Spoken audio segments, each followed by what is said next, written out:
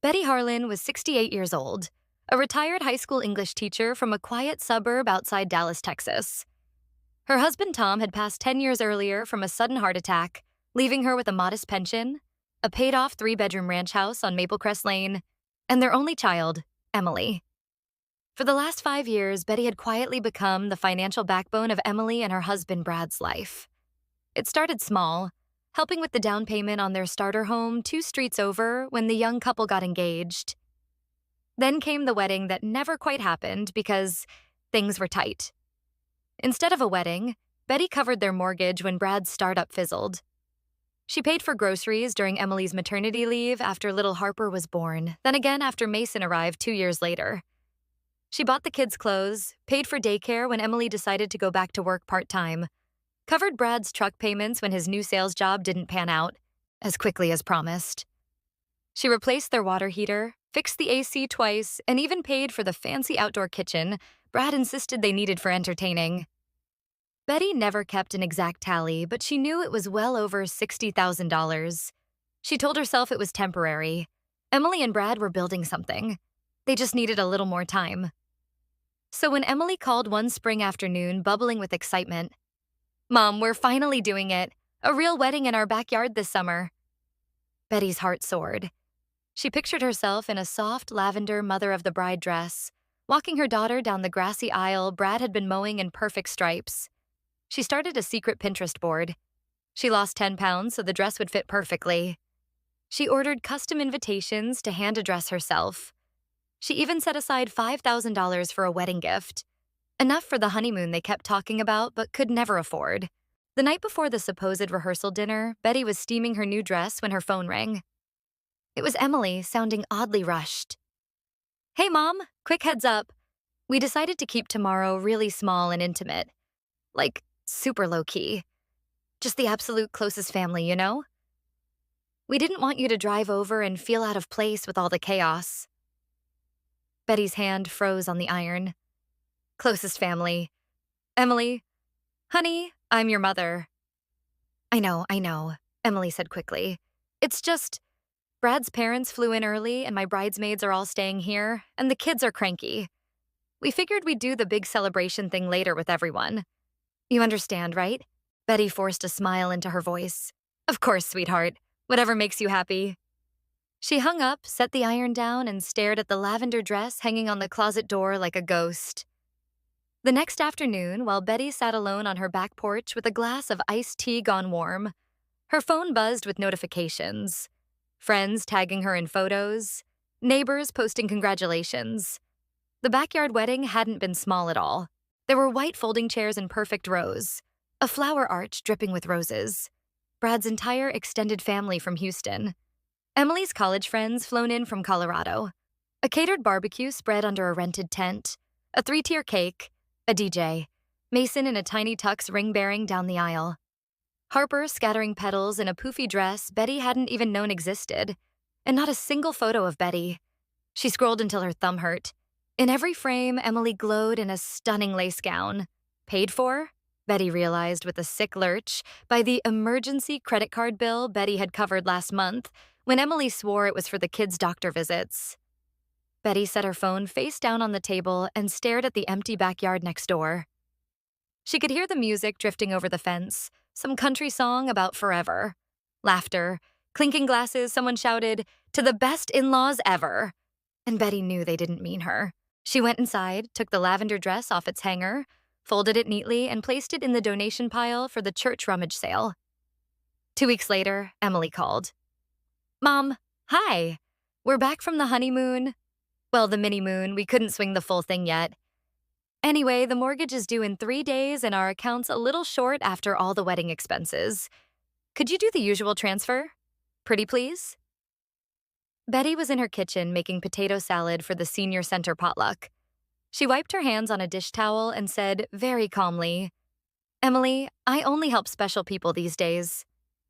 Silence buzzed across the line. "Mom, what does that mean?" "It means exactly what your wife told me the night before your wedding.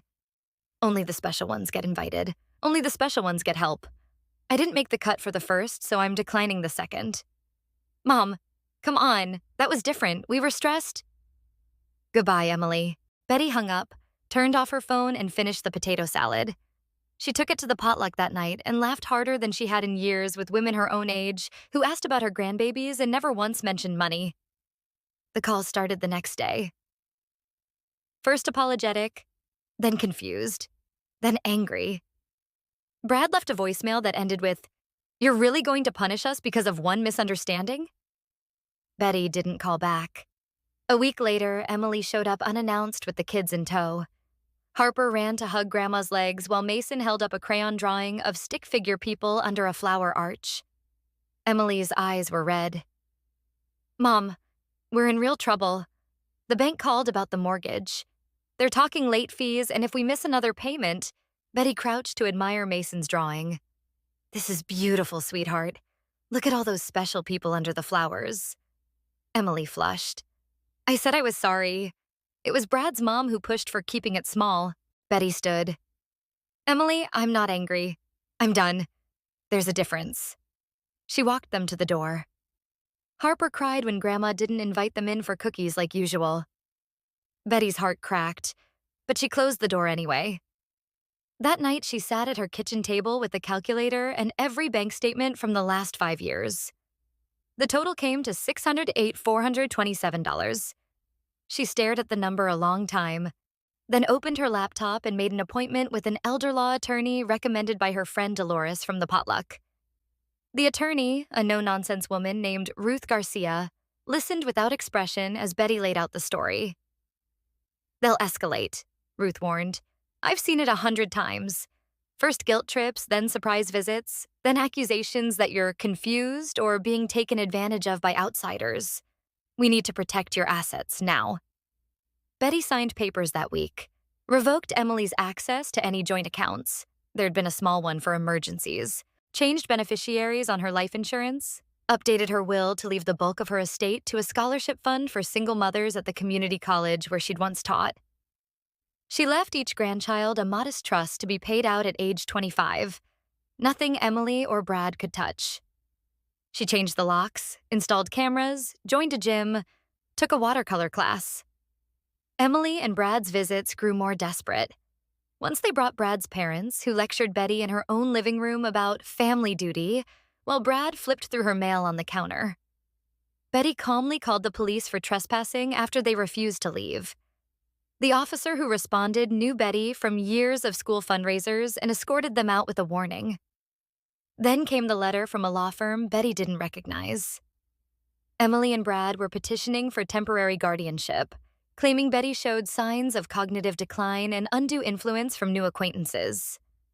They cited the new locks, the cameras, the sudden cessation of financial support, and the fact that she'd started spending irresponsibly on art supplies and gym memberships. Betty cried only once, when she read that her own daughter had written under oath that Betty sometimes forgot the grandchildren's birthdays. A lie.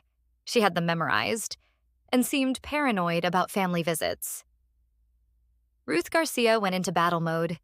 She lined up witnesses: Betty's doctor, who confirmed perfect cognitive health; the art teacher, who described Betty as sharp and engaged; Dolores and 3 other potluck friends, who testified to Betty's clarity and joy since cutting contact; even the bank manager, who confirmed every transfer had been voluntary, and that Betty's recent decisions were rational.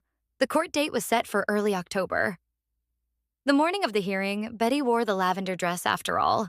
Not because it still fit perfectly, it didn't, but because she wanted Emily to see it. The courtroom was small and air-conditioned to the point of chill. Emily sat ramrod straight in a navy blazer, eyes puffy. Brad stared at the floor. Their lawyer, a slick young man in an expensive suit, painted Betty as a lonely widow easily swayed by new friends with agendas. Then Ruth called Betty to the stand. She told the truth. Every dollar, every skipped vacation she'd taken to help them instead. Every time she ate canned soup so the kids could have name-brand cereal. The wedding photos, printed and entered as evidence, spoke louder than any testimony. The judge, a gray-haired woman with kind but weary eyes, lingered on the picture of Emily cutting the cake with Brad's mother's hands over hers while Betty's chair at the head table sat empty. When Emily took the stand, her voice cracked. She insisted they'd only wanted to protect Mom's money from being wasted, and that Betty had always been so generous it was part of who she was. Ruth's cross-examination was gentle but devastating. Mrs. Harlan Reynolds, when was the last time you visited your mother without mentioning money? Emily hesitated. We talk about lots of things. A specific date, please. I don't remember. And the wedding. Why exactly was your mother excluded? It was supposed to be immediate family only, but your husband's cousins from Houston were there. Your college roommate flew in, yet the woman who paid for your dress, your venue decorations, and your honeymoon was not invited. Emily had no answer. The judge ruled from the bench, Shimmy. Petition denied. Furthermore, the court finds this action frivolous and motivated by financial interest rather than concern. Costs assessed to petitioners. Emily sobbed. Brad looked like he'd been punched. Betty felt nothing but tired. Afterward, in the hallway, Emily approached hesitantly. Mom, can we talk? Please? Betty looked at her daughter, at the woman she'd raised alone, bandaged knees, and taught to read and cheered at every softball game, and felt a vast, quiet sorrow. No, Emily, we're done talking. She walked out into the bright Texas sunshine. Dolores was waiting with the car running and a thermos of sweet tea. 6 months later, Betty sold the ranch house on Maple Crest Lane. She bought a small condo downtown with a balcony overlooking White Rock Lake. She turned the second bedroom into an art studio. She traveled to Italy with the senior center group and painted the Amalfi Coast until her fingers smelled permanently of turpentine. She heard through the neighborhood grapevine that Emily and Brad had to refinance the house at a higher rate, that Brad took a second job, that Emily went back to work full-time. The kids started public school instead of the private preschool Betty used to subsidize. Sometimes Harper and Mason's little faces haunted her dreams. She sent birthday cards with modest gift cards inside. Addressed directly to the children, return address a P.O. box. She never included a note for their parents. One spring evening, Betty sat on her balcony with a glass of wine, watching the sunset over the lake.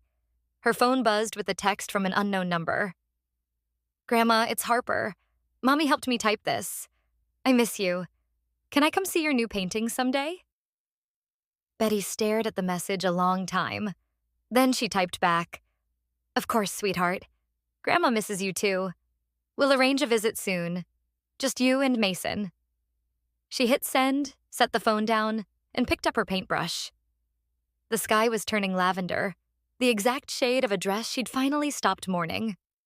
If you liked my story, you can support me by making a donation so I can write more stories. Thank you in advance. And you, what would you do in this person's place? I would love to hear your opinion, so please share it with me in the comments. I'm always curious about what you all think, and also write me where you heard this story. For more life stories like this, like the video and subscribe to my channel. There are many other stories waiting for you.